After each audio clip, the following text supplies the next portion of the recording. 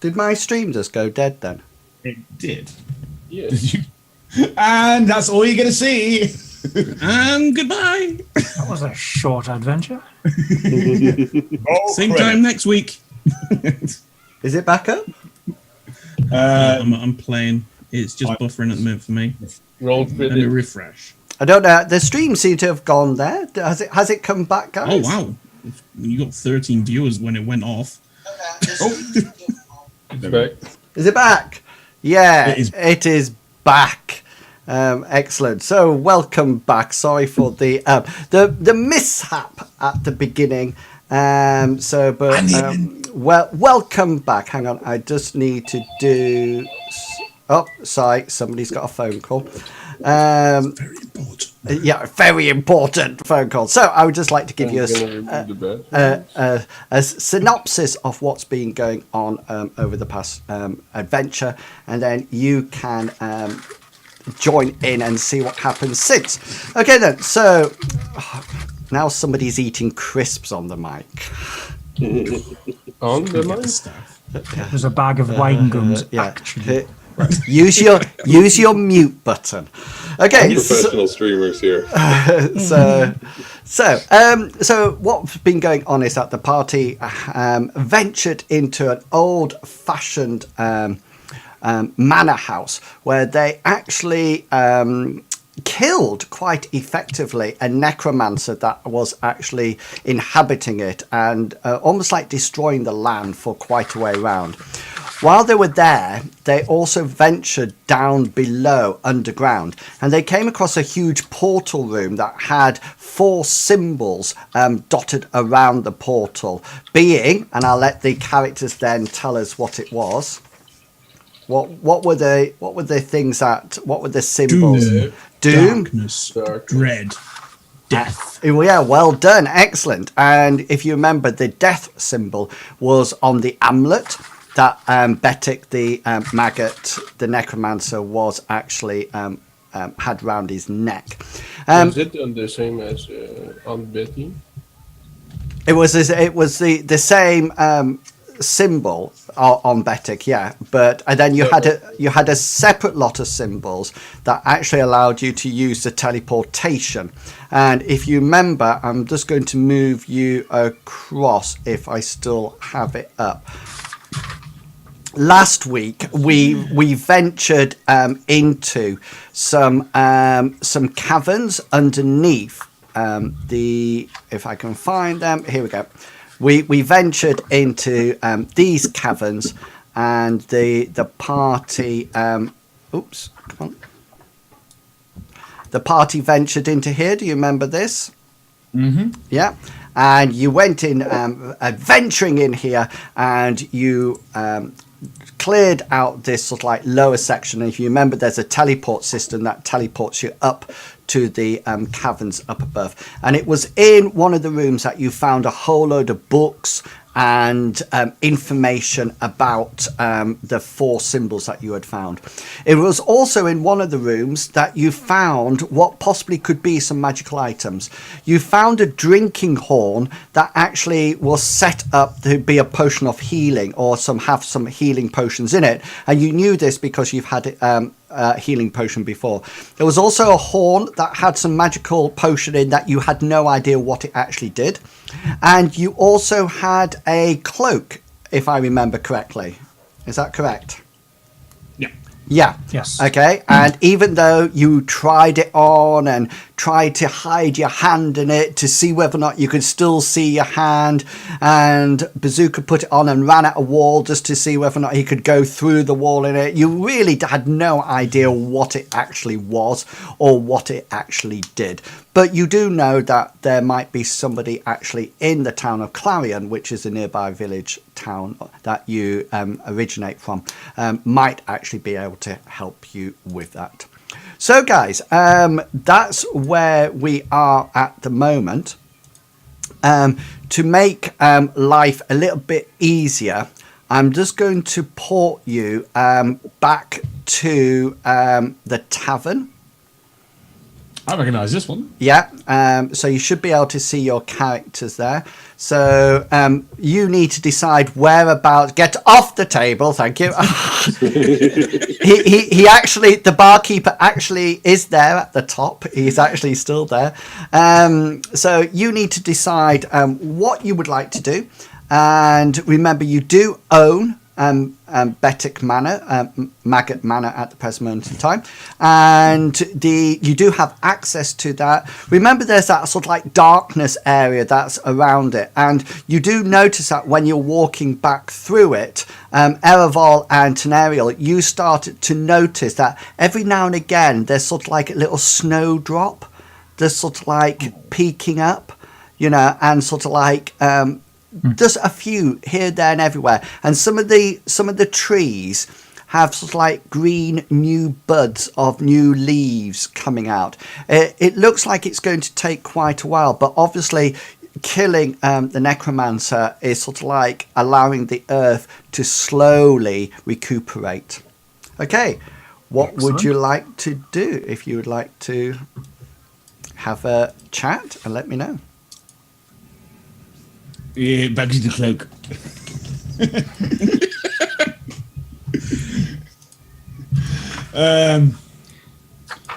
So just generally just chatting is like a job well done. We still have that portal room to kind. Yes, the one with the statues and the big pink light in the middle. Yeah. To kind of look at, and obviously he was, the necromancer was communicating with someone. What did we decide upon about the box of 6 vials of deep red fluid? Because you wanted to destroy it.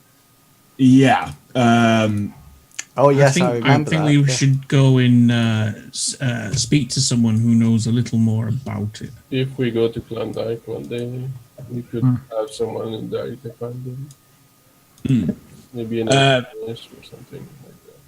Yeah, I think everyone knows what my character wants to do with them. I just think it might be more useful to try and analyze it so we can fight against it if it ever happens again. I think you did know what it was, didn't you? You did have a vague. You did say it was blood of some sort. That's right. Yeah, that's what I remember saying. Yeah. If I'm proficient in tools or potions, Oh yeah. I still need the tools for that. Yeah. I was going to say we was going to let you have a look, weren't we? We was going to let him have a look at some of the stuff, or all of the stuff, see what he knows about it. Yes, that is correct.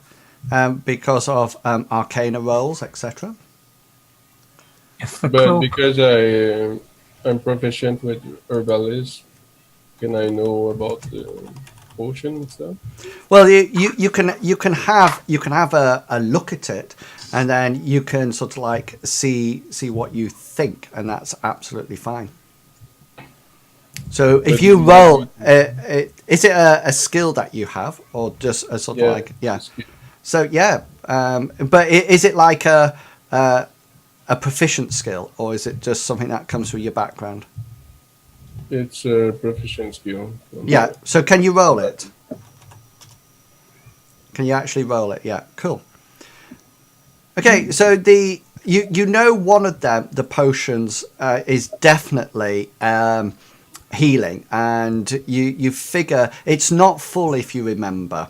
Did anybody write down how full it was? 3 to 5. So it was, Yeah, 3 to 5, and Rurik can tell you that there's actually 4 doses left of it. Is it weak healing? Or yeah, that's what I'm just. It is healing, and it's quite potent. It's quite powerful, and you figure it will probably heal about 1d10 worth of healing per sort of like dose. So you've got like 4 doses of it that will actually heal 1d10.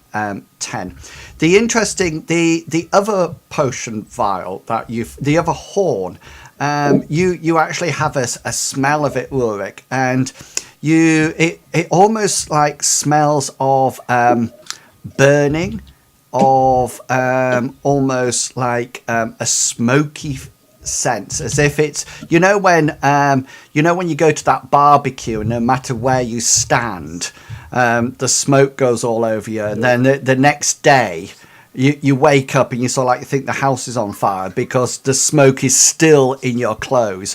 It's like that sort of smell. But it doesn't smell like sulfur. No, it just smells of smoke. Oh! There's somebody at the door. That's me. I'll be back. Sorry. Yeah, no worries. But you're not actually too sure what it might do. You do know, out of interest, that there are 5 doses of it. You can determine that. I tell the party that's a barbecue potion. Yeah. This is class A1 sauce. Yeah. Rib sauce. If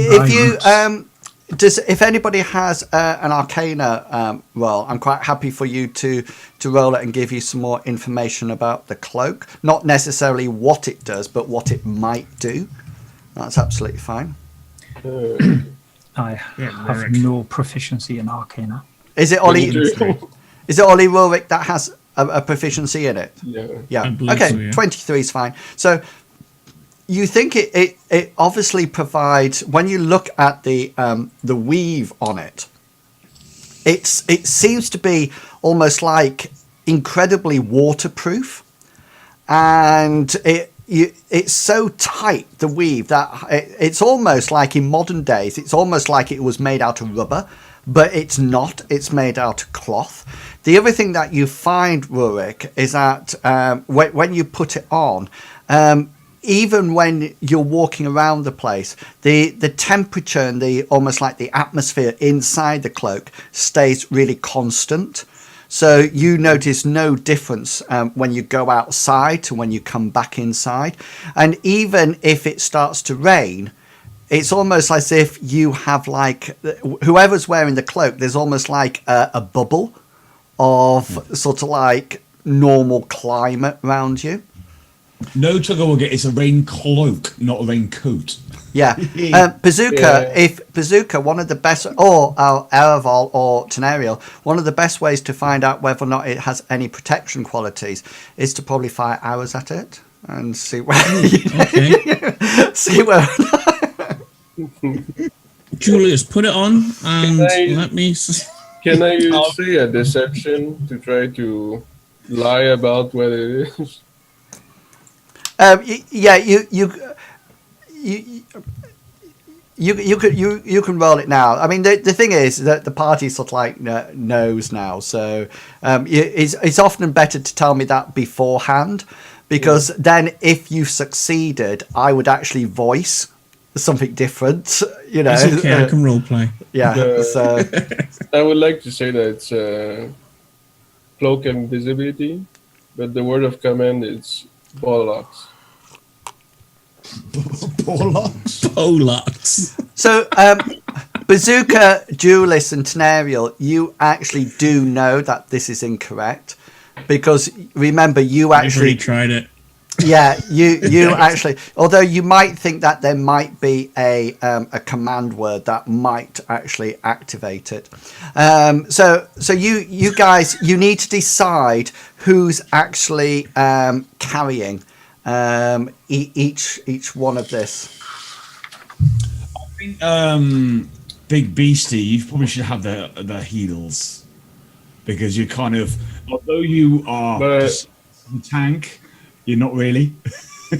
I think at least Taylor should have one because she cannot heal herself. It's probably always better to give the healing potions to somebody who's not a healer, because you always need them to heal the healer, as Rurik's saying. So because, for example, if Tenariel goes down or Julius goes down, then that's it. Somebody else has to administer the potion. Can I also please remind you that there was only 3 people around who actually went through the adventure last week, which was Bazooka, Julius, and Tenariel. So it could be a case that you actually come out with these already on. And so say, yes, we got this, so that what we earned. So that would actually be up to you. Do you like your background, Julius? I do. I've been looking at it. It's like, just move this way. It's just like, can I see some more? That's awesome. Is that from Warhammer? No, I quickly drew it. You're a better artist than I am. Yeah, this is my today. Yeah, I saw your puppet man. I just quickly drew it, and then I just thought I'll slip it in for today. Okay then, so those are the magical items that you've got. So I'm quite happy for you to decide now who's got them and who's carrying them, and then I know for future things. So have a chat and then let me know. What are we going to do with the 4 amulets? Split them up between.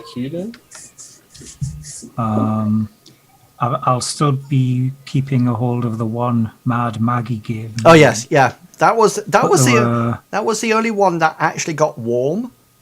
Yeah. None of the others actually got warm, and I think, just to bring the stream up to date, I think she actually gave it to you for almost like a prophecy. Didn't she? And so, to say, it felt like that, yeah. Yeah. I do at some point want to go and find Mad Maggie, but I'll send you a message later about that. Yeah, that's cool. It might be nice to invite her back to the house. Well, it might, yeah.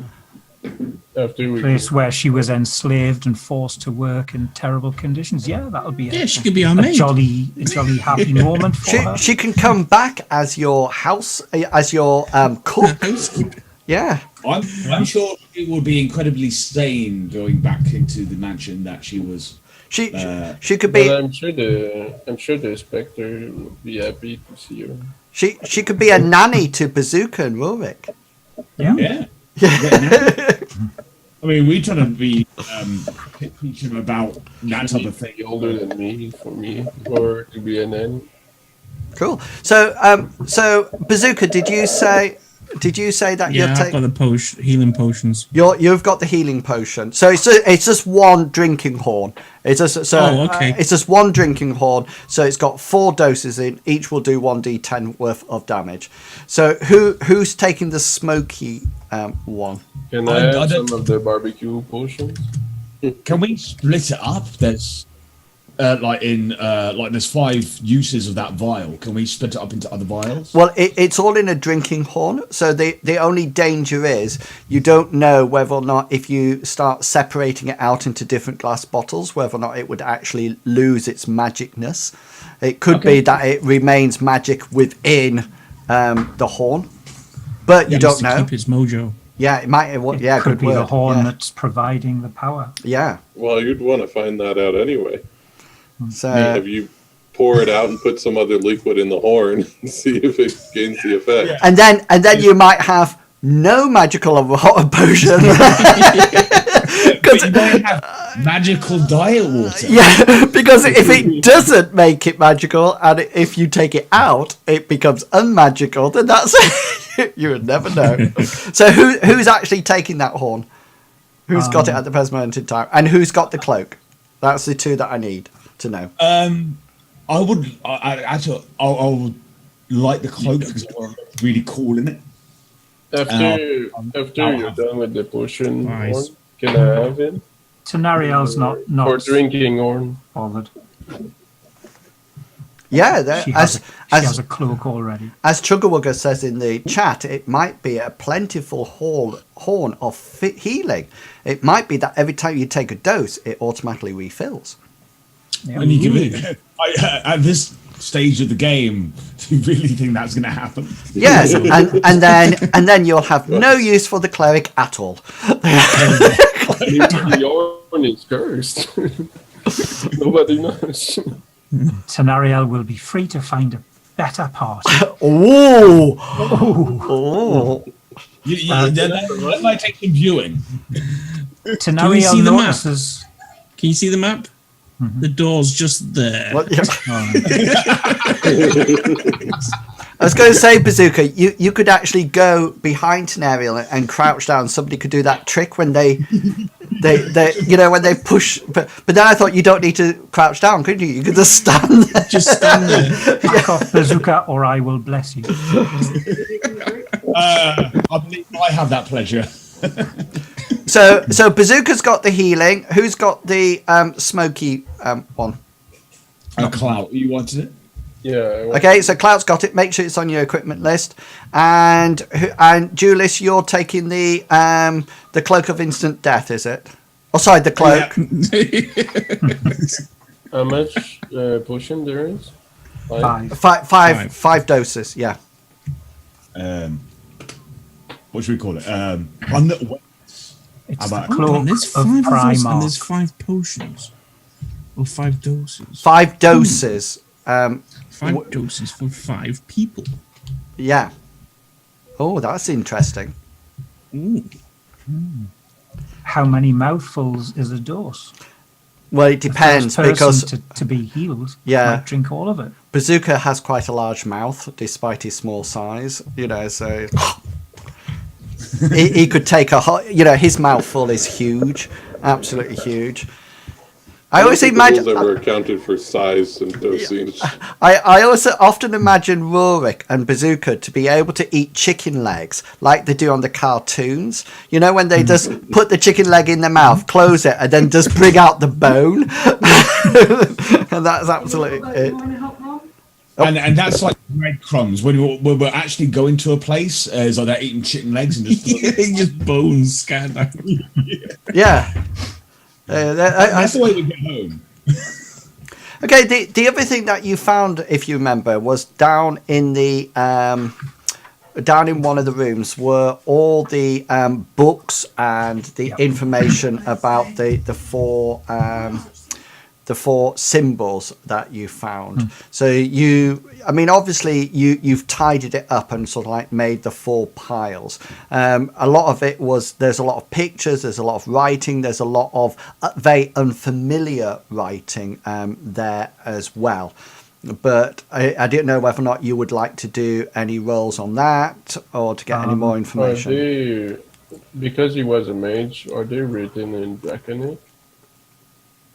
It's really interesting because a lot of the language is quite strange and unfamiliar. You can almost everybody, as you look over them, can almost pick out certain characters or certain phrases with each one, but it doesn't seem to be a language that any of you know or can speak. There's definitely the one about death. If you remember, the death one definitely seems to be more arcanic, if that's a word. That tends to be more magical language, as does the one about darkness. That tends to be very arcane, sort of like magic users, sort of like Sprocketeers just inflicting wounds twice on somebody. Run! Bazooka, run! It's my cloak. The one doom, that almost seems more religious. It sort of has religious connotations, and both Julius and Ereval and Tenariel, you all see sort of Tenariel and Ervol, you sort of like almost like see elements of Elvish in there. To do with woods, and Julius, you sort of like see elements of religion and deities in there, and then the final one, the dread one, it is the strangest one of all because it almost like seems to have a lot of hand signals in it, and semaphore. Yeah, but just hands. So, there, for example, there's a picture that the hands are just like that. Oh, windings. Oh, got you. Yeah, and it's just sort of like, and then there's another one like that, and then there's another one like that, and it seems to they seem to be very, very tiny. Whoever created these books, they weren't made overnight. There's a lot of labour and, for want of a better word, there's a lot of passion and commitment that's gone into them. Can I use some insight to know if they're like encoded or something? Yeah, because you don't know the actual language, you can't use insight. What you can do, if you can roll Arcana rolls, and I can tell you roughly what you feel from them, as can Tenariel and Julius and Alval. You can. Does anybody else have Arcana apart from Rurik? No. But do you guys? Who has religion? I do. I do. Okay then. So for the Arcana, it'll just be for the religion. You can have the advantage on the one of the person's rolls. So if you roll it as well, Rurik. But a nature roll help? A nature roll. I'll take a nature roll as well. Okay, let's do that one first, because we've got some high rolls coming out on the nature roll, and then we'll come to the magic ones. So you figure Doom actually refers to a group of druids. And it appears that it refers to a group of druids who evolved completely dynamically opposite the normal druid tradition. And they're almost there not to protect and sort of like nurture nature. They actually use nature in its rawest form to actually destroy and actually to kill and to like the elements of nature. Yeah, they almost like to wipe out and say like the area around the mansion. Yeah, almost, but almost more. Like what happened with the water elements? Yeah, with the almost like more with more devastation, and from it. And I'm just giving you what you can piece together. You're not getting the whole picture, but I'm just giving you what you can piece together. There seems to be bits about them corrupting plants and corrupting animals and making them almost like racking them with pain to such an extent that they actually do their bidding, but also do go against what they would naturally do. So, for example, there's a picture of a guy with his faithful hound next to him, sort of like very alert and looking forward, and everything seems fine. And then the image next to it has the hound attached on the man's throat. The same man's throat, and ripping him to pieces. So it's sort of like before, after, sort of like scenario. So it's like a symbol of taking control over nature, over its training, or over its. Yeah, it's almost like bending its will to be totally horrific with its use. There's another picture that actually shows a town. A village, and next to it, all overhead, is just sort of like dark clouds, and there's a huge tornado almost not sort of like not conical in shape, but just a huge cylindrical whirlwind, and it's actually almost like the width of the town. So it's not a tiny thing. It's almost like the width of the town, and it's just hurtling towards it in the picture. There's also there's also pictures of standing stones and land completely wasted, absolutely barren, and sort of like robed figures stood there and carrying almost like gnarled and twisted staff, cowls up so you can't see their faces, and completely barren wasteland, nothing growing, nothing living, absolutely gone. So blight magic. Yes, yeah, and there is on the final page there's a picture of like a face, but the cowl's really low down, so you can't. So it's obviously been drawn, and all there seems to be is the face of this hideous grin. And it's showing the teeth, and the teeth are all crooked, and several are missing, and they're sort of like the skin is all sort of like wrinkled and wart ridden, and that's sort of like that's what you can sort of like get from the Doom book. The Death one. Seems this one is the easiest to translate, and you think it's probably because Betic actually wrote it. It's as if he's written it, and it talks about necromancers and finding each other and living across ages, living across eras. Can the way the letters are formed? Can I know if it poses with this then? I'm giving you all the information that you got from your rolls. Okay, so you notice that he talks about things going through ages and lasting for centuries, and the almost like the bit that gives you creeps is when it talks about the extraction of life from the living. And it talks about, it doesn't talk about Betic. It uses the plural pronoun all the time. So it's always saying we. And it says things like, we will come together, we will meet, we will destroy, we will live forever. And the actual book itself, it's just like normal parchment, it's just like normal leather stuff.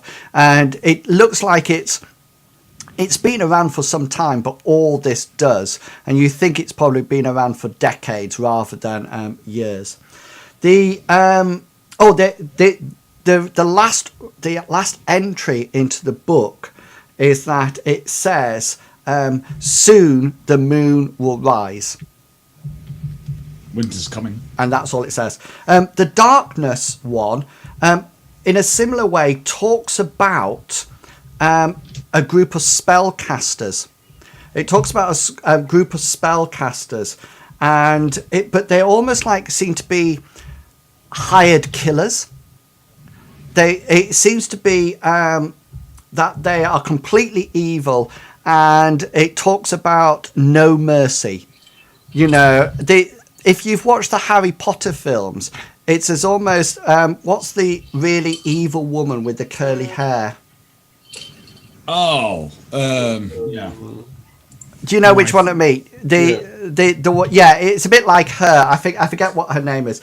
However, there is a story in this one, and there's a story about a dark mage, a woman by the name of Zen, Z-E-N, and there's this story that she actually wiped out a whole village after they refused to give her one of their daughters to become her assistant, and she actually wiped out the whole village. And it says she assailed the village with complete darkness, and then let loose demons and creatures from another plane to butcher and kill everyone who lived there.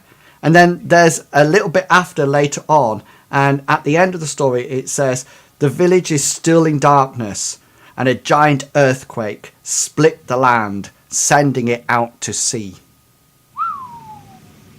By the way, Harry Potter reference, Beatrix Lestrange. Lestrange, yeah, Beatrix Lestrange, that's it, well done. So there's only this dread one that you can't, nobody actually has. Oh, actually, Bazooka, you might. I think, Bazooka, you actually do have some skill in... Dread. If I remember correctly. What's it in? Well, I do believe, and I might be wrong in this, but didn't Borealis teach you sign language? The secret thieves language? Yes. She was teaching him as we went on. Yeah. They spent a year together, so he would have picked up quite a bit. Okay, so it's actually written in that. So just roll your I was going to say memory, but we don't have memory in this game. That's only in Shadowrun. Roll your intelligence.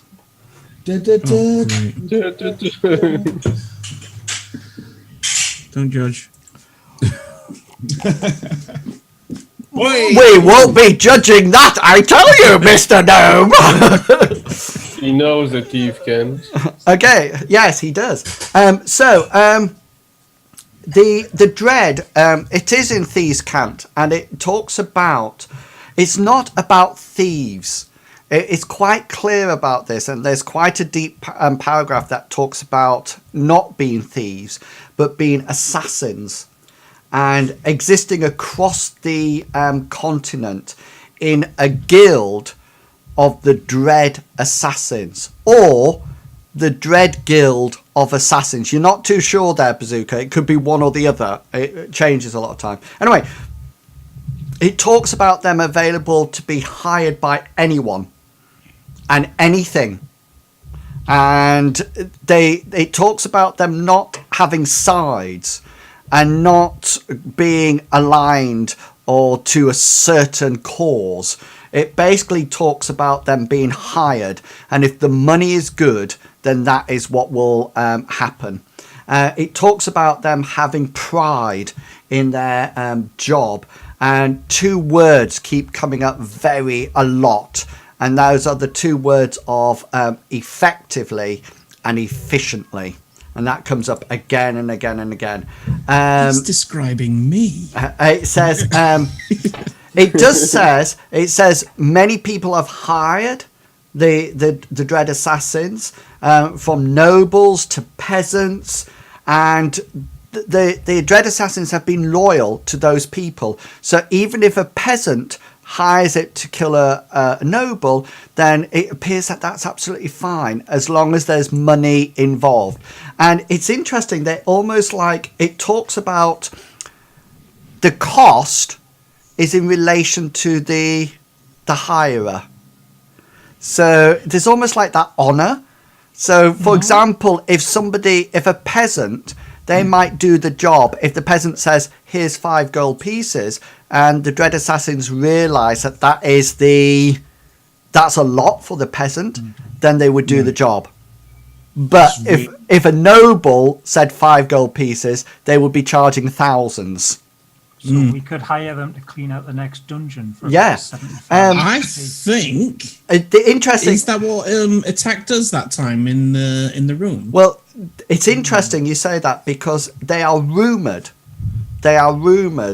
And there's a little piece of writing that talks about look behind every door, look underneath your bed, look everywhere.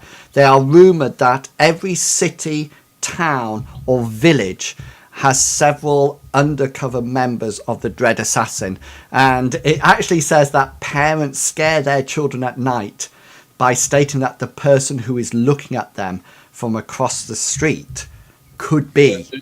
Are they above drows or below them?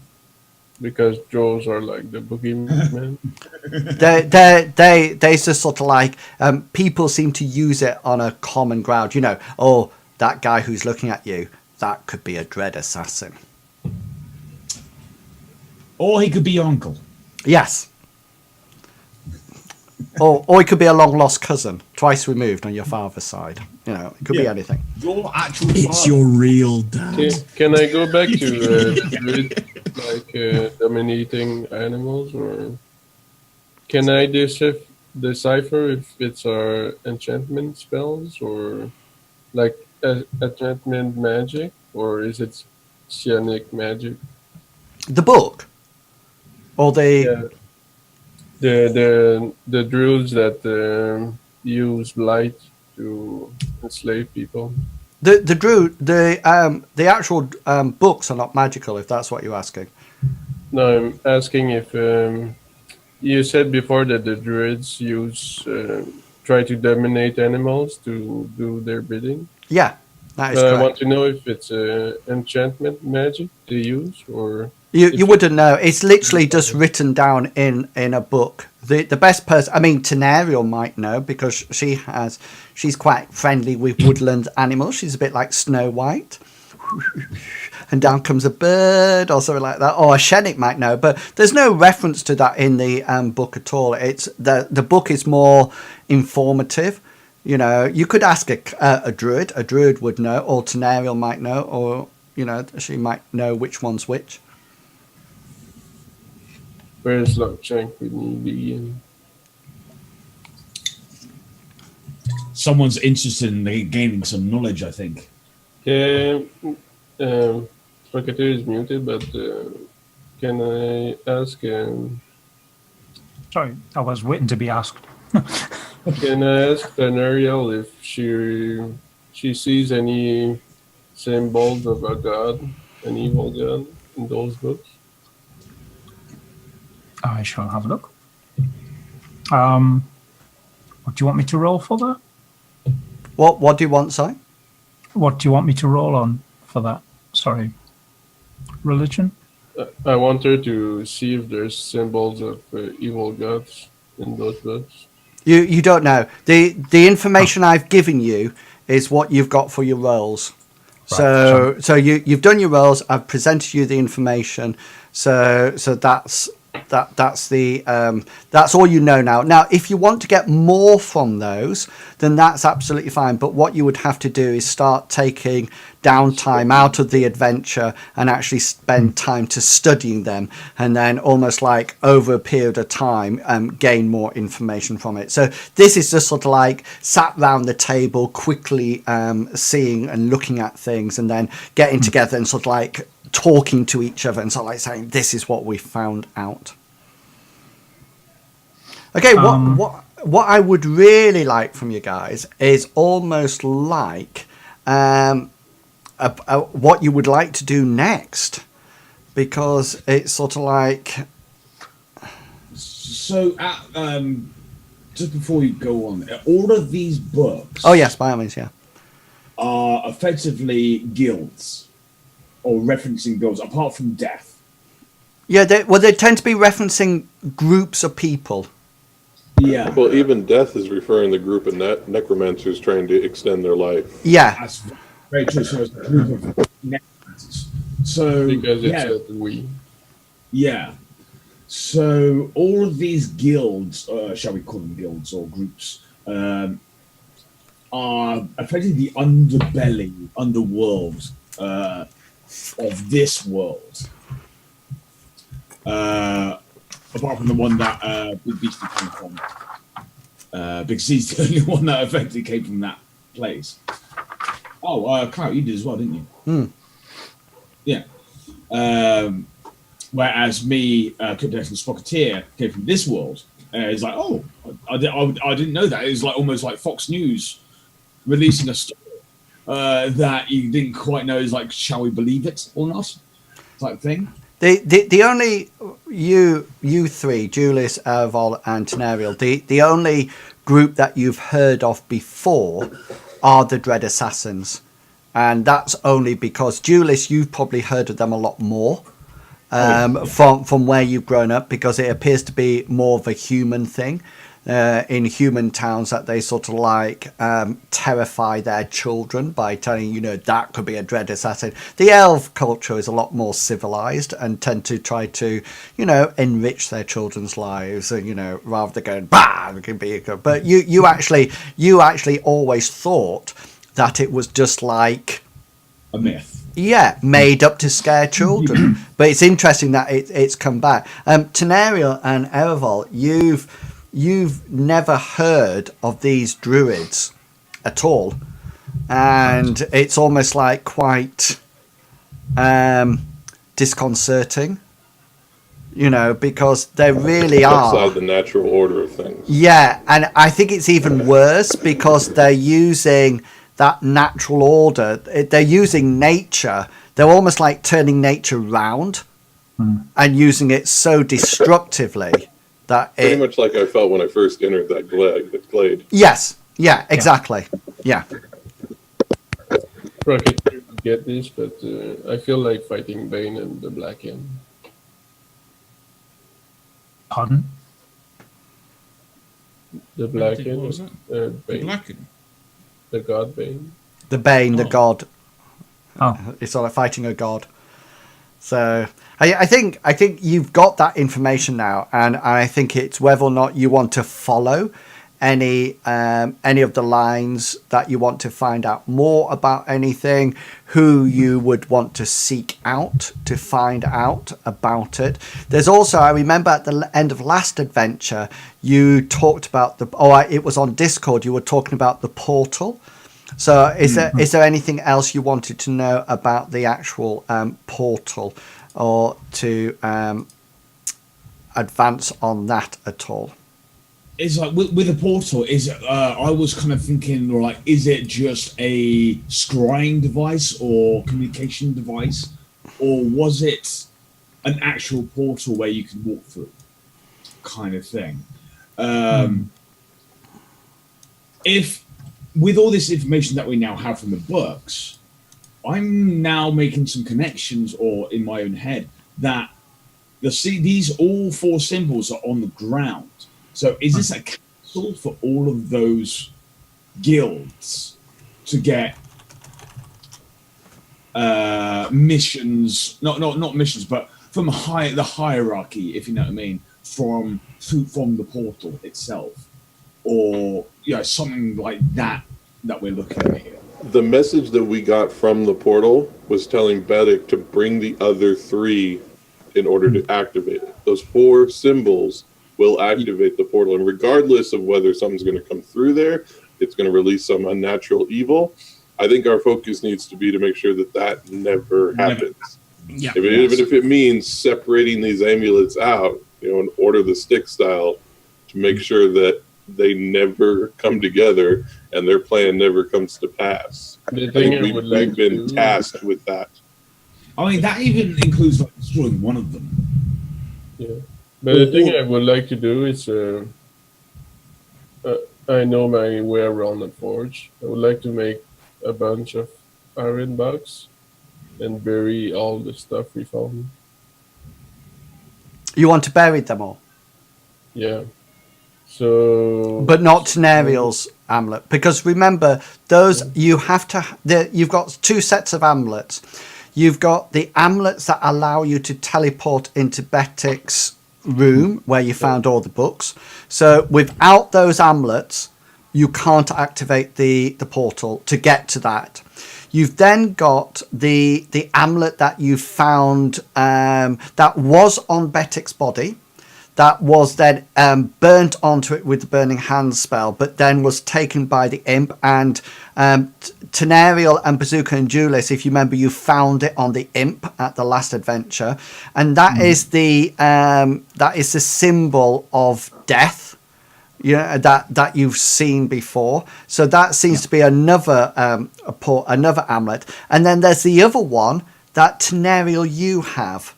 That almost like seems very similar to the amulets that allow you to transport, but almost like it didn't come from the same person. It came from Mad Maggie, which seems to be, it seems to be completely. And it's interesting when you hold the other ones that you teleported with, they don't exhibit that warmth that the one that Maggie did. So if you decided to get all these things into separate boxes and bury them, my question would be, picking up what Aravol was saying, are you actually protecting them?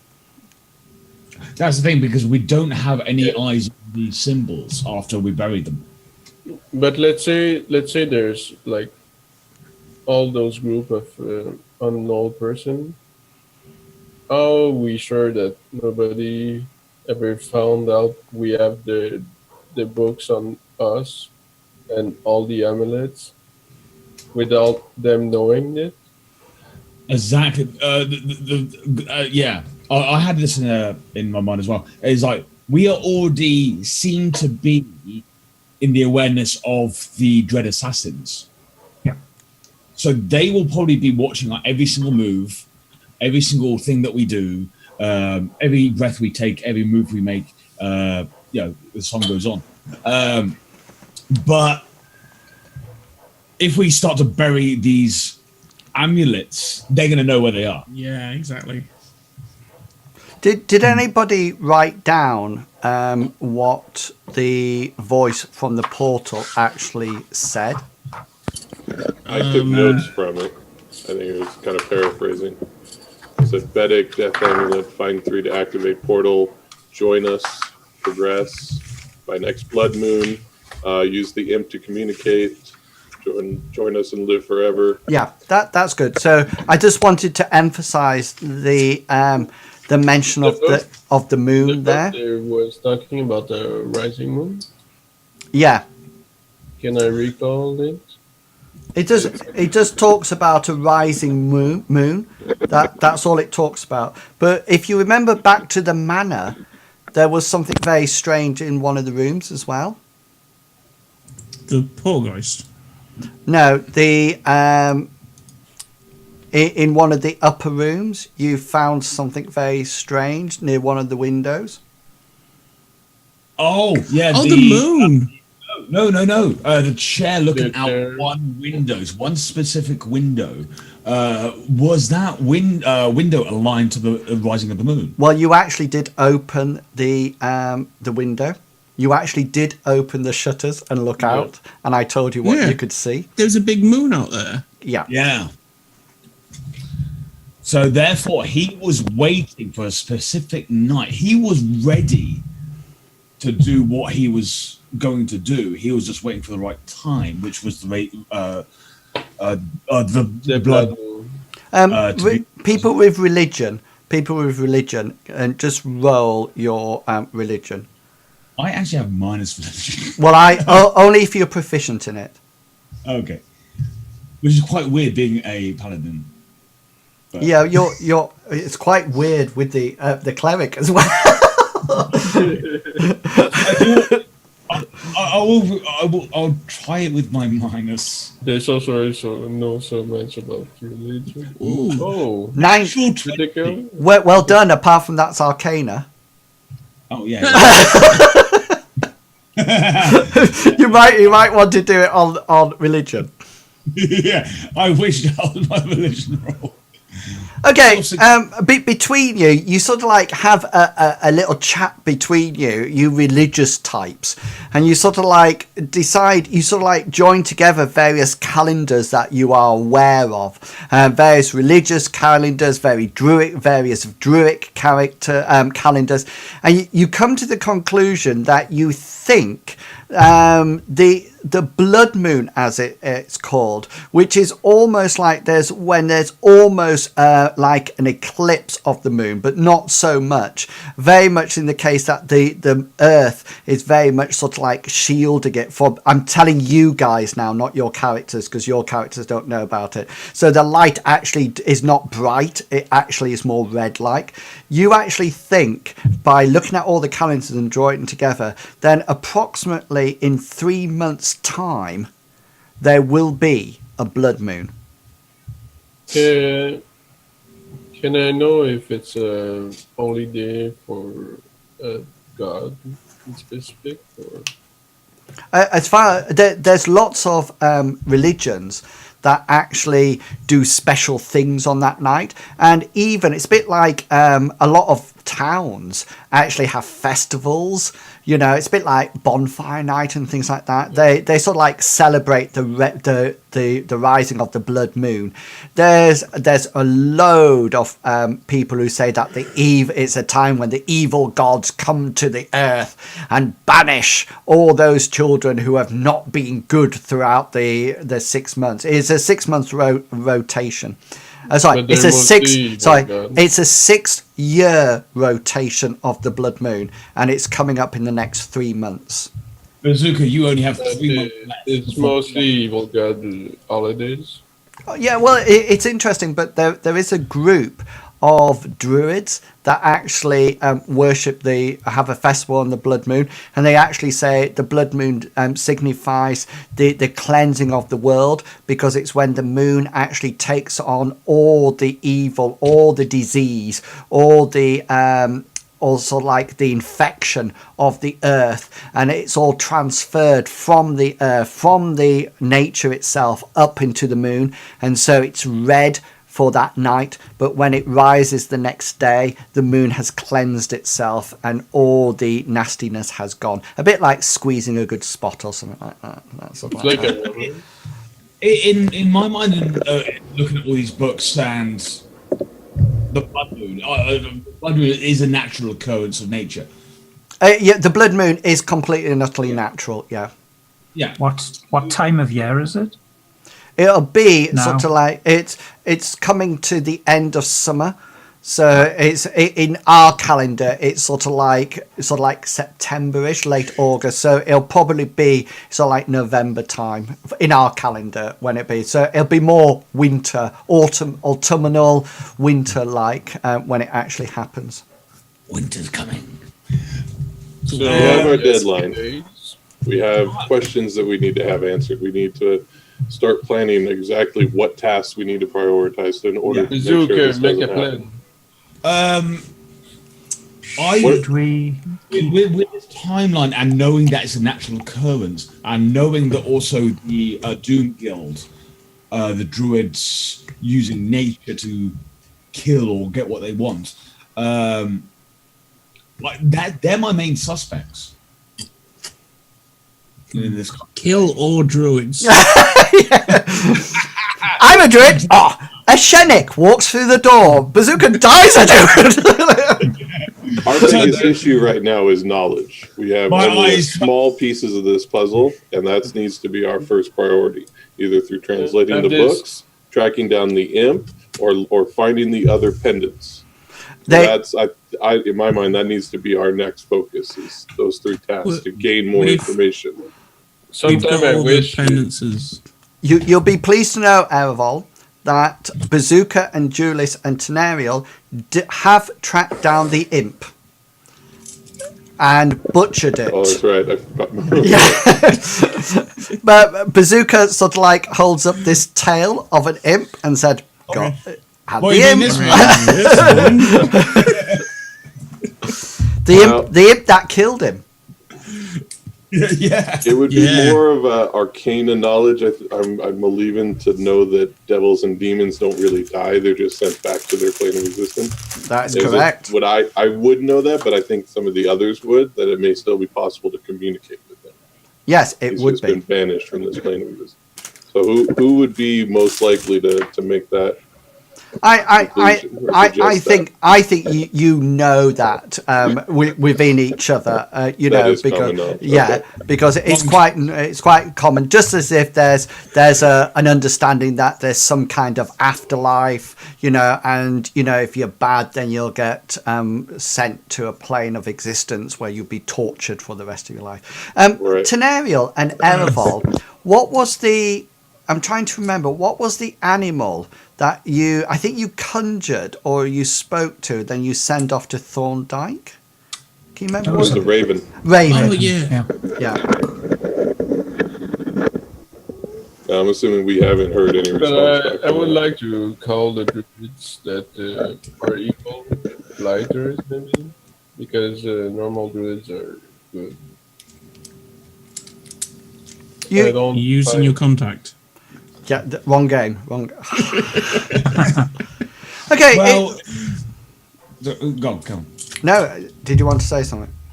No, I was just going to say it's like a necromancer can be like neutral. But this game it's like I say, the paladin of evilness. It doesn't ring correctly in my brain. No. Isn't that Dread Knight? Yeah. Turned paladins. Well, I remember in AD&D, you used to have paladins, and then you used to have anti-paladins. Yeah. That actually had the opposite of everything. So instead of paladins used to do protection of good, well, the anti-paladins used to do protection from evil, which was quite a nice. I always thought it was a really good idea because it was almost like balancing the universe, you know. We always, yeah. So we always had Sorry, Sprocketeer, what do you say? Sorry, we always took it that instead of paladins being lawful good, every deity had their own paladins. Yeah, like knights that matched their own alignment. They were just holy warriors, really. Yeah, I like that idea. Which is kind of like I have my alignment to Lady Anisha, who is with nature and everything like that. And my gods will have some, and everybody else's gods will have some. Okay, clerics have that same balance too, right? Or they used to. I don't know for sure. I haven't read them in 5th edition, but they have that. If you follow an evil god, you control undead instead of rebuke them. Yeah. Cause harm instead of cure wounds. Exactly. Just to let you know, and I'll just give you this information because somebody mentioned it in the Discord. The purple sphere that you see, the portal, it still has almost like an aura of protection around it. So it's almost like if you get close to it, if you remember, it sort of like shocks you and knocks you back. If you throw anything at it, it almost like bounces off it. But it is whirling, and it's definitely a portal. You don't think it's a megaphone. It's communication device. Yeah, it's you think, because number one, it's quite low to the ground and it's quite easy to step through it, you know, and so I'll give that. Okay, it's you sort of like been looking at these books for several days now, and you sort of like be joining in the inn when you decide what to do with your wonderful mansion that you have now. And it's on early one morning when you sort of like sat down having breakfast at the inn, when Tenariel and Alval, you notice that through the open door actually flies your raven, or a raven, and it flies straight down and it sort of like lands on the table. I stab it and eat it. In front of you. Is it carrying anything? Oh yeah, you said on that. Its leg, or do we see anything? Hang on, I just want to get a token for it. That's what I was looking for. I think when you get one that free. I give the raven pieces of bread. Nevermore. Yeah, it definitely looks like food spread out like that. Yeah, it's that's its flying mode, Cryptex. It's flying across, look, and then it lands, and I'm going to. I'm not shouting across about close the damn door. Yeah. I'm going to put it on the map layer so nobody can actually play with it or move anything on it. Okay, it sort of like lands on the table, and it sort of like does this with its head. I look at the barman and say, "Oh, but he's all right for him." The barman looks around and says, "Who said that? Who said that?" I think Rurik already said it, but if not, one of us is going to give him some food from our breakfast. I said I gave him some bread. Bread, okay. Do I see chicken? Do I see anything on his feet or legs? Yes, actually, you do see something on its feet. It has little sort of like talons on the end. I shall cast speak with. Do you want to handle animal or animal handling check to search him? Search the bird. Wings up, please. I can't tell as you slip on a rubber glove. I think it's time to cast Burning In. Yes, Tenariel. You can roll your speak with animals if you so desire. Yeah, okay then. Go for it. You've got 10 minutes to talk to the raven. Can I just say, I've been perfecting this. Well, we need this raven accent to be good. Yeah, it's fantastic. You'll be honestly, it'll just blow you off your chairs. And it better not be the one off the orange pop advert. It's only for crows. It's not for crows. It's just for me and my dog. I'll be your dog. That's the one. No, it's just going to be like a normal tweeter voice. Anyway, what would you like to say to it? Friend Raven, you have returned. Do you have a message for us? It looks at you and it tweets it. It says, I brought them back. Who? What? Who? We said who? Sorry. He goes, I completed task. Thank you. Are you relaying this, Annie, or are you just having the conversation? Yes, I'll all you can hear is Tenariel going, As soon as he relays that he brought them back, I'm going out the door. I'm looking to see if there's anybody coming into town. I remember now.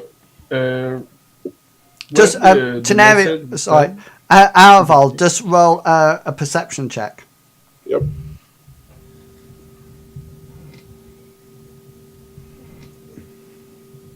As he goes towards the door as well, it's like birds fly faster than people.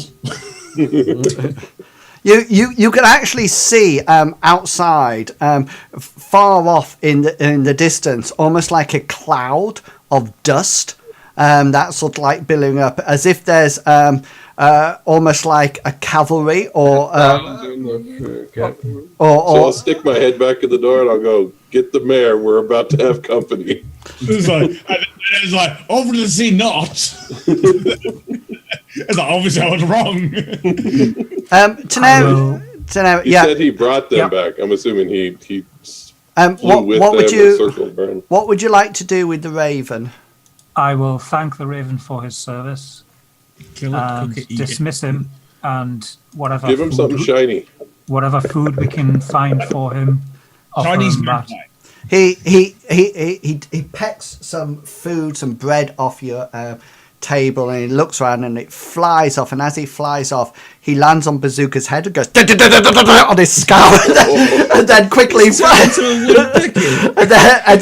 then quickly flies out the window. So like going quack quack quack quack like this as it. Then he swooped and then he as I pull right out my in my sickle. eye.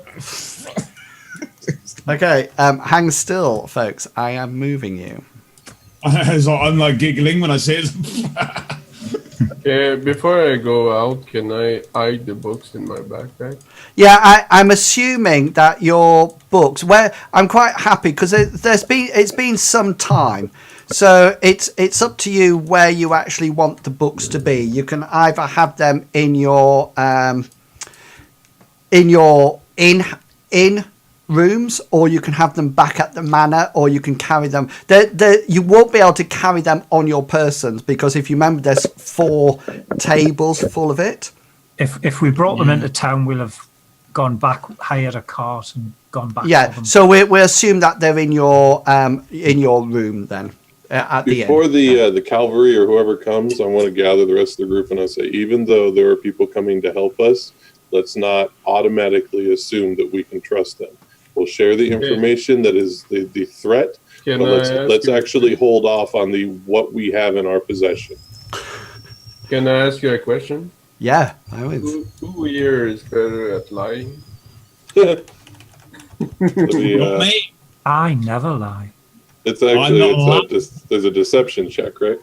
Yeah, there is. Yeah. Who has the highest charisma?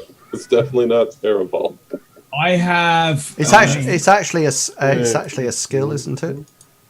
Yes, but it's based on I think charisma. Yeah. me because it's my primary skill.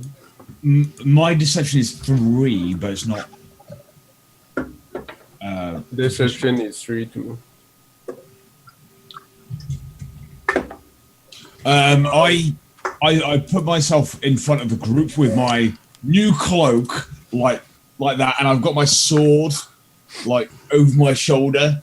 I'm like actually that. proficient in deception. Oh yeah! Oh! Yeah. Wow! Wonders will never cease. Well, Bobby Alice did teach him how to be deceptive. Where do you want to go at the front then, Bazooka? Rick is slapping his back and he's saying, "It's your time to shine, brother." Bazooka, go behind me, and just literally go behind me, as if I'm gonna look imposing, or try to look imposing. Yeah, with my sword on my shoulder, my shield like nearly at the ready, cloak billowing out in the wind, that type of thing. You know, you get the idea that it's like I want to look awesome for these guys. No, I think you look very Bazooka. I wouldn't stand behind him if he's got wind. By the way, if his cloak's billowing out in the wind, I would stand slightly to one side because you know where you're. I'm behind Joralis and I'm laughing at him. Okay, so just to let you know, guys, the party will come in this way when I'm pinging. So if you would like to put your characters where you would like to actually stand, it is daylight, so the lamps are there.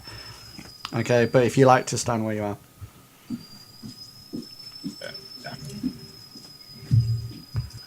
Okay, so as you all stand and sort of like await the cloud of the smoke dust arrive, you notice that Lawrence appears as well. If you remember Lawrence is the portly constable in charge of the law enforcers, and he sort of like comes out, he goes, oh my, he notices Tenariel and goes, "Oh, fair lady, how lovely you look this morning.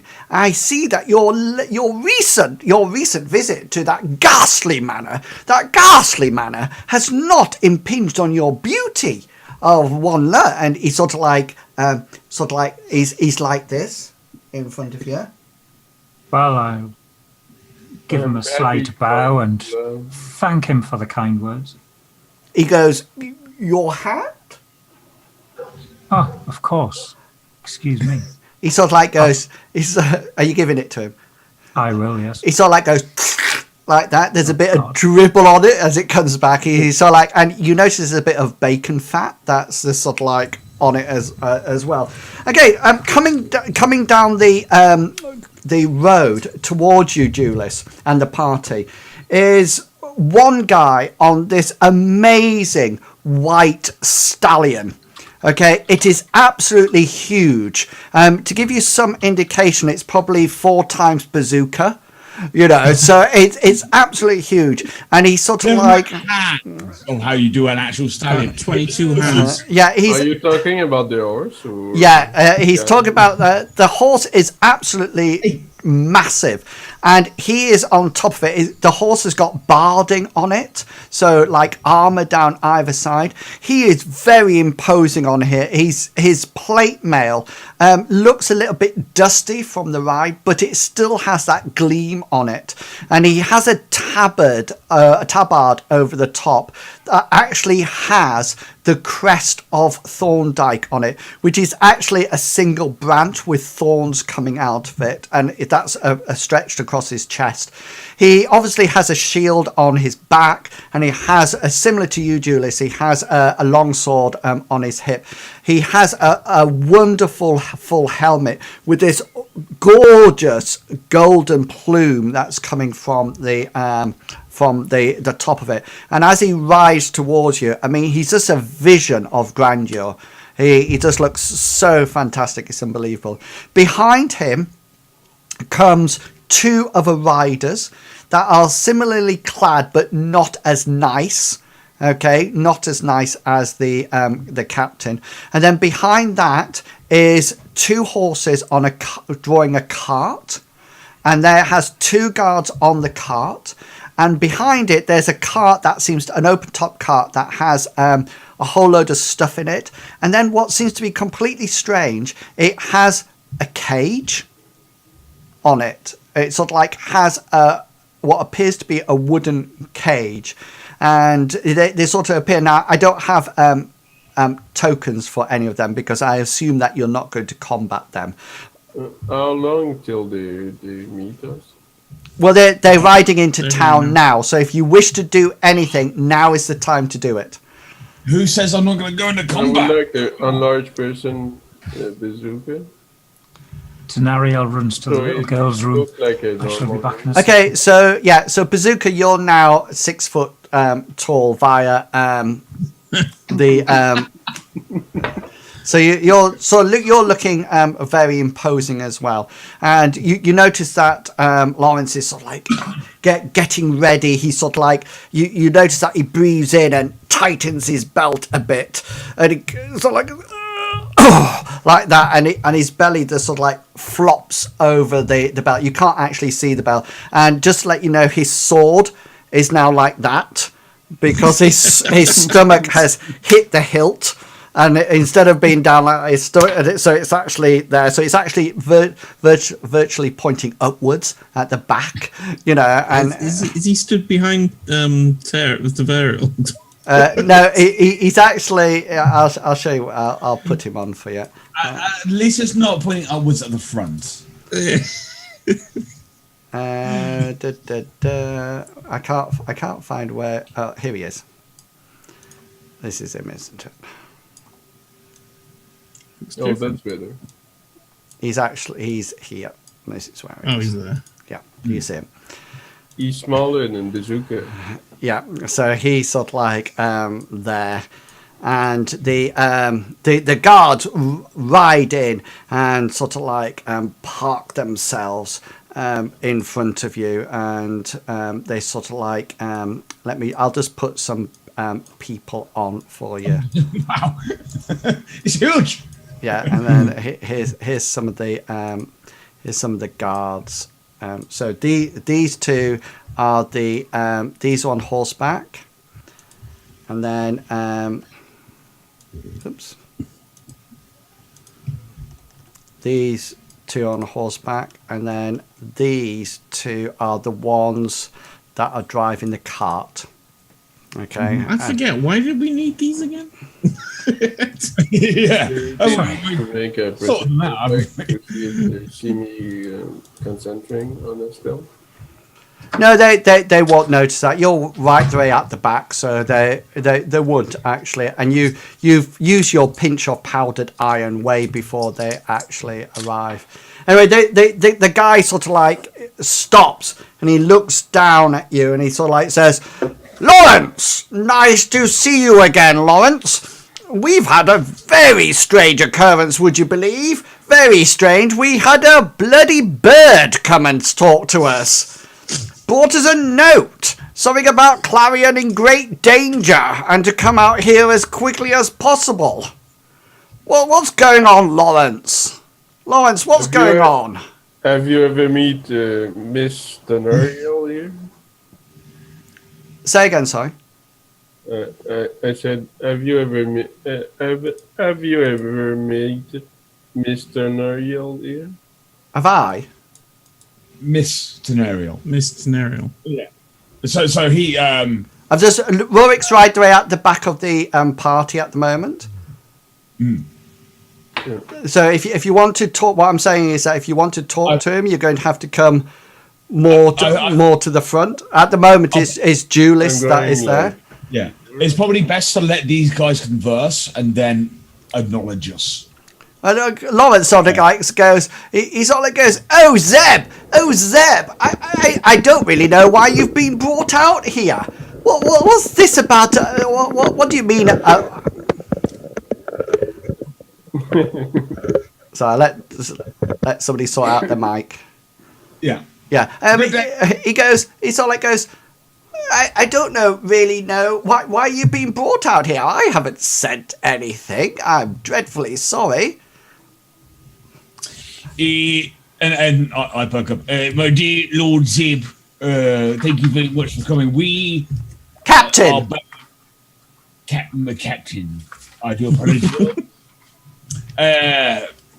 Our band has sent the Raven. We do have the information of why we sent it. My name is Captain. My name is Captain Zebedee. Only my close friends are allowed to call me Zeb. As far as I'm aware, I do not know who you are. And I suspect that you are therefore not a close friend. So Captain or Sir or Captain Zebedee will be fine. I do bow a little bit lower as I do apologise, Captain. I wasn't familiar with you. I was just picking up of what you and your fellow constable were conversing in. Fellow constable? No, I am not a constable. I am the fellow constable, just the fellow constable. All right. And who might you be? Myself, Lord, is the Paladin Judas, and we are a band together that has been sorting out some horrors that has been plaguing Clarion town in these last few weeks. Interesting. What do you play?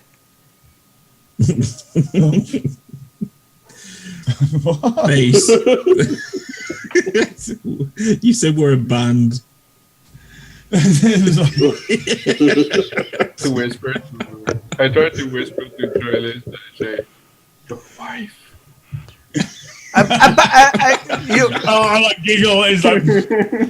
You're a band? We are band together, not in the musical sense, but in the death sense. A band of death. Band of adventurers. A band of adventurers. Oh, right. Are you responsible for the Raven? We are, sir. Oh, in which case, you got my gift for you then. The returned Raven. That is all that we've currently received. It was carrying a ring of some considerable worth. Not anymore. And I turned to Tamriel and it's like, "Oh dear mistress, did you see a ring?" No, I didn't. I'm sorry, but you trusted a ring to a bird. Well, well, we're the ones who trusted the bird. It seemed somehow appropriate, young lad, that I would do that, since you seem to have entrusted the fate of the world to a bird. I presume it is your bird. A piece of paper is worth less than that. Where is the bird? He sort of leans down to you, Julius, and say, "Do you mean this bird? Is he yours?" Of whom are you referring to? The young hairy lad at the end. He is a revolt. Because he is why one not? of our group members. I apologize, Captain. To clarify, we used magic in order to use a wild bird to transmit our message. We used several means of communication to ensure the message got to you, and it seemed the bird was the quickest one that you received. Oh, you seem to be the intelligent one of this band of merry adventurers. I stopped casting a large person on Bazooka. Bazooka suddenly goes. I'm like that. Hey! It's like, indeed she is. I'm here for the protection. Oh, you are the protection. Anyway, Lawrence, my guards and myself will need rooms. We need rooms. And Lawrence goes, oh, yes, Zebedee. Yes, completely. There is plenty of room in the inn. There's plenty of room in the inn. He sort of like looks at you guys and sort of like says, you'll have to double up or something. Like that. He sort of said, Tenariel, Lady Tenariel, there is room in my abode for you. So fear not. I will not be asking you to double up with any of these ruffians. If you want a brave knight, we have a manor that we currently acquire. Why would I want to live with you?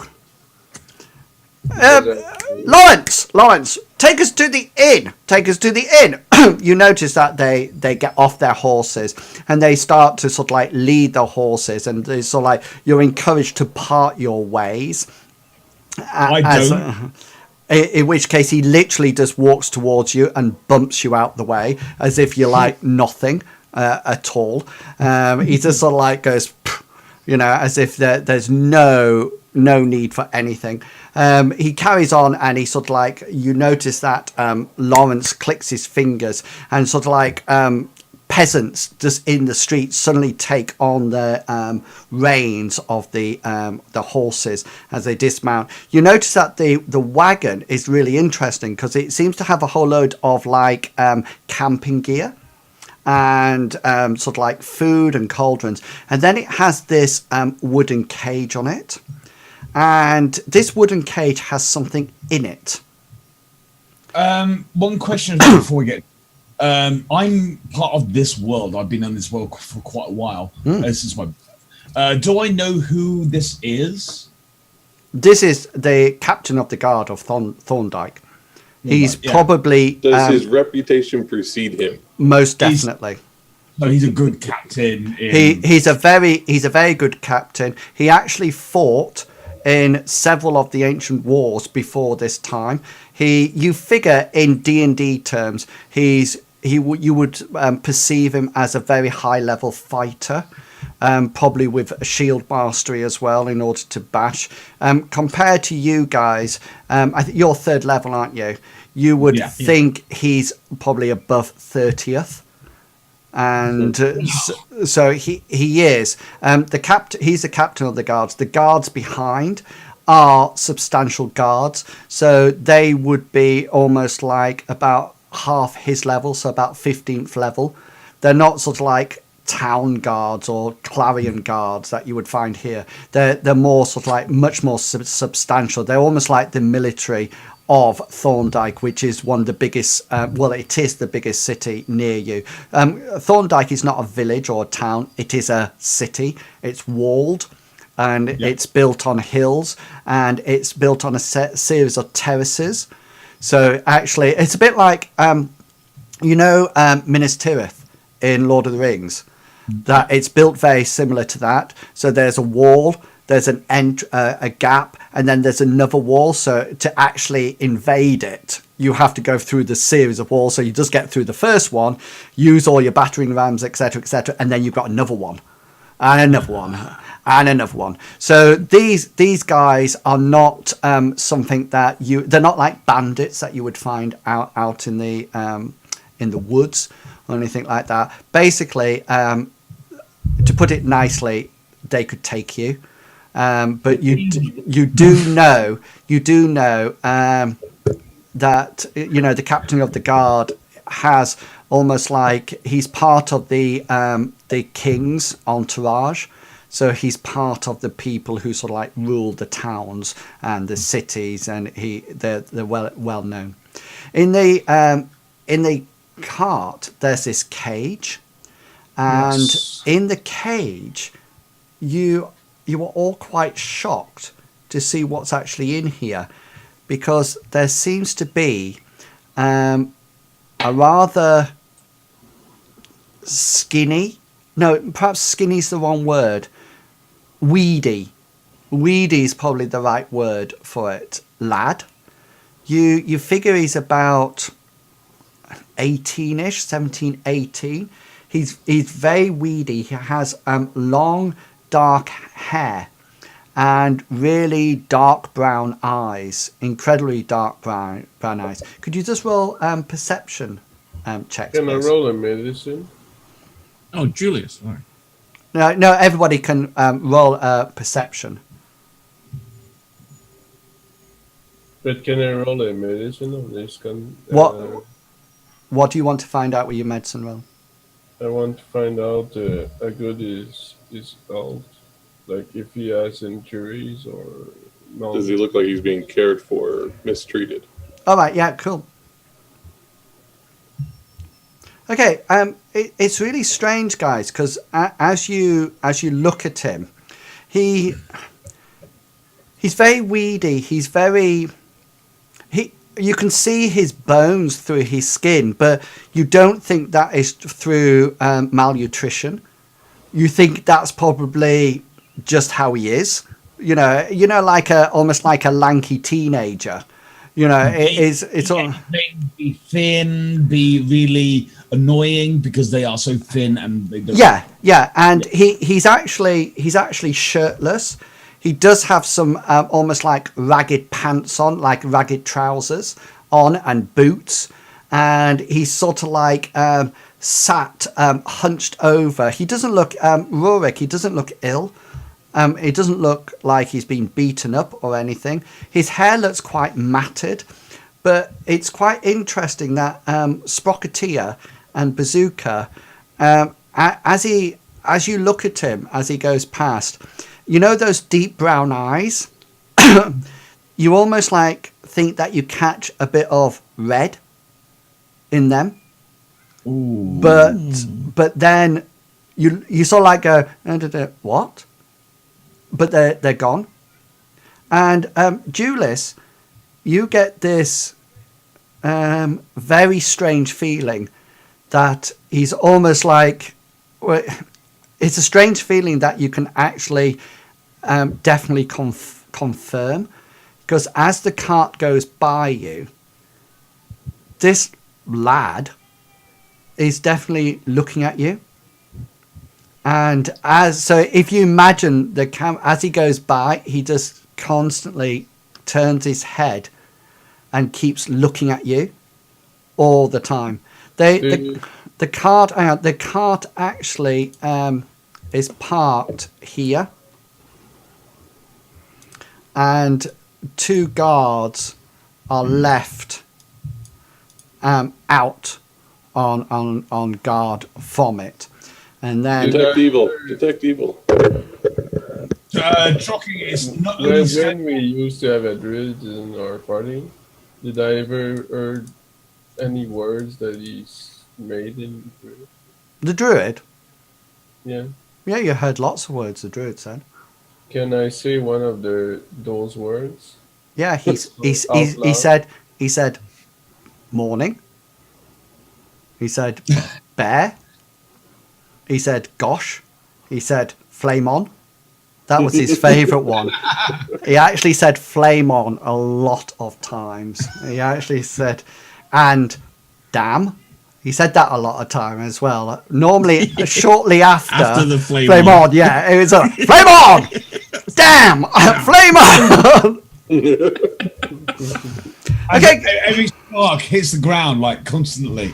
It's like, I'm getting further into it. Yeah. So, guys, it's up to you what you would like to do now. If you tell me what you would like to do, then I can give you information. The guards, apart from these 2 outside, the rest of them are actually in the... I'm just moving people. So can you see these people are actually inside the tavern? Yeah.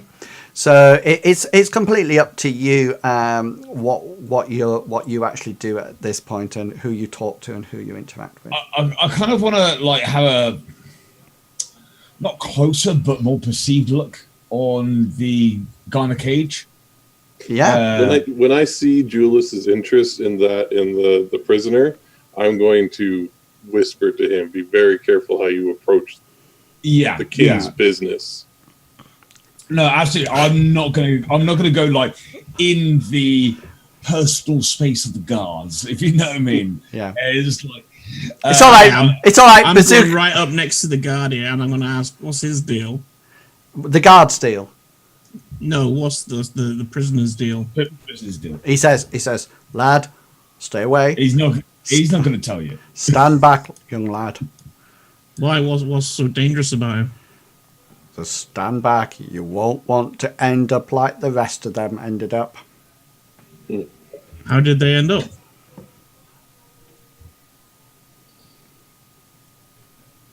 He doesn't. That's it. He just ignores me? Well, the guard's not Like, interested in talking to you anymore. Rude! God, would you answer anything a civilian came up to you when you're on guard? Maybe. I would hope not. I would hope. Yeah, this is right here, mate. But I noticed, yeah, like I said, I've noticed that he took a special interest in myself. Is he still looking at me? Yeah. Just make a perception roll, Julius. Yeah. Yeah. Oh, no, yes. 20. Yeah. Damn. He seems to be, how can I put this? Smelling you. It's your beast. Every now and again he's going,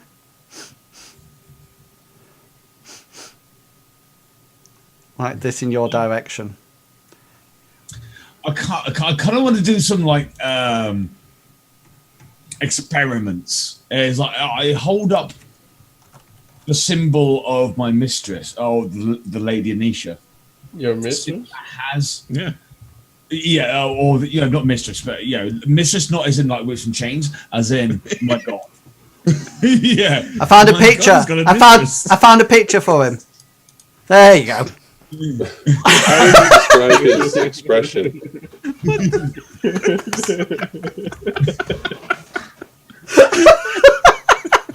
Can I just talk? So Julius is staring at this person. That's concerning. wow, wow. Well, he's more me than I'm staring at him, but yeah. Whatever you're into. There you go. Can I just say that's his arm before anybody says? Just to clarify. Yeah, just to clarify anything. How would you describe his expression? Like when he sniffed, does he look like he's smelling something bad? Does he smile or grimace at all? No, it's as if he's. It's as if he's trying to locate or recognize. Oh, okay. Do I see that he's like blind or no? I move to He's them. already been following you with his eyes. Very true. Very true. I won't even bother. I'm so glad you're here to know, Araval. By the way, I'm about to ask very stupid questions. And me in trying to unlock this thing. I am no absolute investigator, and it's a good thing. I think you're doing really well. Yeah. The lad comes over to this side of the cage, and the guard just sort of like takes his sword out and bashes it on the cage, and he almost like smiles and sort of like goes back. Or me, or just in general. Say again. I didn't hear the first one. Does he smile at the guards? I was testing again. This is one thing that we kind of he's almost like as if to say to the guard. It's almost as if he says, "Okay, then I'll do it, but I don't really have to." So this guy is here at his own behest in the cage, or is Well, you don't know. Bazooka and Rurik, you're actually in the tavern. And you can hear a conversation. You're not allowed to sit anywhere near the people, so you're sort of like on a separate table out of the way. And Captain Zebedee is talking to Lawrence, And he's sort of like saying, strangers of things, Lawrence, strangers of things. There I was, just riding along with my guard, heading back to your humble town to provide the reasonable support, and we came across what can only be seen as an awful state. An awful state. It appears to be a caravan of some description that had been, well, one can only say butchered. There were blood, there was legs, there was arms, and I saw people's arms and people's legs and people's heads, all in different places. Not one of them was all together. And strange marks, as if it had been attacked by numerous animals. It was quite horrific. One of my guards, who are quite seasoned fighters, actually managed to regurgitate his whole content of his previous breakfast. And then his colon came out of his mouth. Yes. I tap on Bazooka's shoulder and say, "I'm sorry, lad." Okay, and then he says, and then we went round and we searched the bodies, and what would we find? What did we find? That young lad outside, semi-naked, lying face down in the ground, just lying there, not harmed, just lying in the middle, lying on the grass, just left there, completely unharmed. No signs of claws, no signs of anything. Completely and utterly strange. So, he was unconscious though, Lawrence, don't worry, he was unconscious, but you know me. I'm ready for a fight. I could have taken him if needed. However, so we found that cage in the caravan and we popped him in here. So we have no idea. Do you recognise him, Lawrence? Is he somebody from your area? Lawrence sort of like goes, "Oh, no, Zebedee, I've never seen him before. He looks a bit unruly for this part of the town. You know, we have nice people and nice lads in this part of the town. not the most unruly type. You know, we don't have anybody like that here at all." That's not Borealis's caravan, is it? That's what I'm thinking. I shout to the Lord. "I'm sorry, Lord. May Captain. I ask my question?" Captain is like Lord. So they did like in the olden days, like they had land. So they Didn't he get upset when you called him Lord, though? Yes, he did. Yeah. I might rethink that. Just want to call him Captain. He did actually specify what to be called, did he not? Yeah. Sir. Captain or Sir. I'm sorry, Captain. I meant Captain would be a Ray. Oh, it's a hairy boy. Yes, hairy boy, how can I help? I'm sorry to ask if you have a person in your entourage, in your current battalion, that knows a bit about magic. I would like to talk to them. Magic? No, we are guards. He turns to Lawrence and says, "Who is this boy? Who is this boy?" And do you have clerics? Or He's now literally talking to Lawrence. Yes, so the ride was very nice, you know. And Lawrence is saying, "How's things in ThornDyke, Zebedee?" "Oh, well, you know, nice place. It's quite good at the moment. A bit of promotion, a bit of politics, a bit of intrigue coming on." As you get that close to the captain, you notice that several of the guards stand up. And there's a drawing of weapons. I draw a book from my backpack.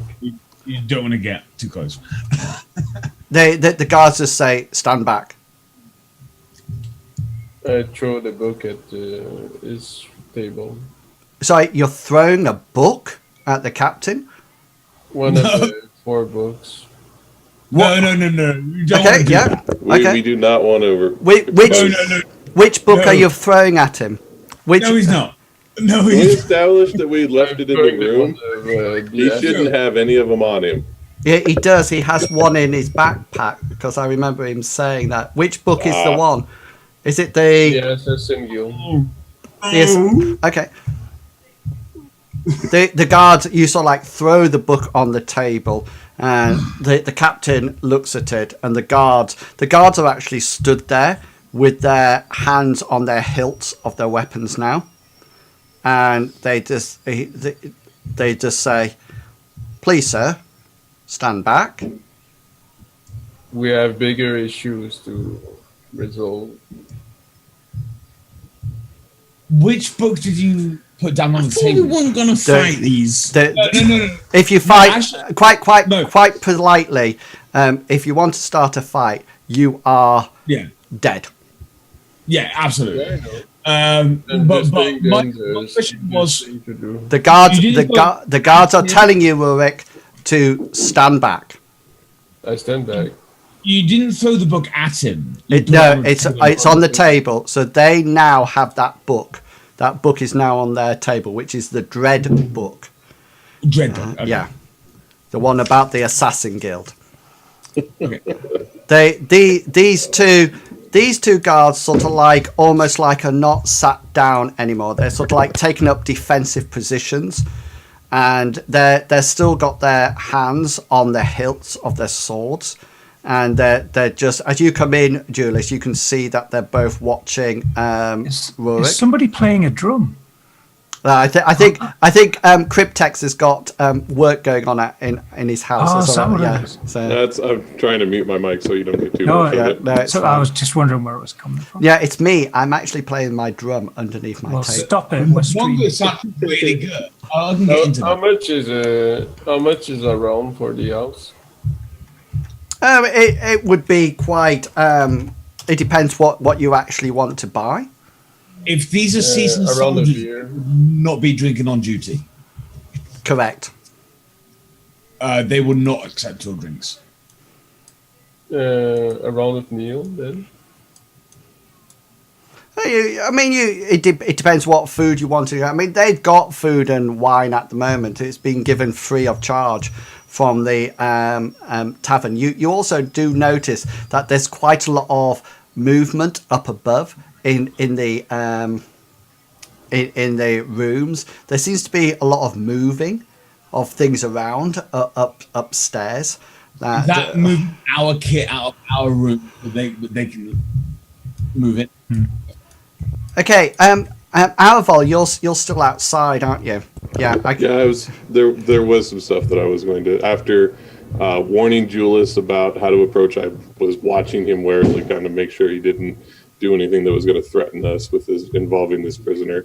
As soon as I saw him move in, I started to move to Tenariel, and thinking that I was going to tell her that we should probably extricate our items to the manor, but seeing Rurik bring out one of the books kind of cut it off. So yeah, I'm just kind of standing in the doorway. Looking like I'm about ready to book. And Yes. that's absolutely brilliant, because you actually see what is about to happen down the street. Because what actually happens is that all of a sudden you notice, if I can just get it to work, you notice that a sort of like a young lad that seems to be wearing like a brown robe. He seems to be an acolyte of some description. Comes running down the street. He looks like he's sort of like hoisted up his robes a bit, so you can see he's got sandaled feet, and he's carrying no weapons. He just has a cord around his waist. He's obviously some kind of acolyte from the local church. He sort of like runs past everybody, and he sort of says, "The Lady Tenariel, we need the Lady Tenariel. We need the Lady Tenariel." Do I hear this? Yes, yeah, he's quite loud. I pop out my head as like, she's in here, me. What do you want? But I block him. But it's like, she's in here. But what do you want? He sort of like says, Lady Tenariel, you must come quickly. What is this, boy? Tell me. They're dying. They're dying. Who's dying? The villagers are dying. And he looks completely white in the face. He should be sort of like hot and sweaty, but it looks like the colour has drained completely from his face when he says the next thing. He says, they have plants growing out of them, out of their skin, Lady Tenariel.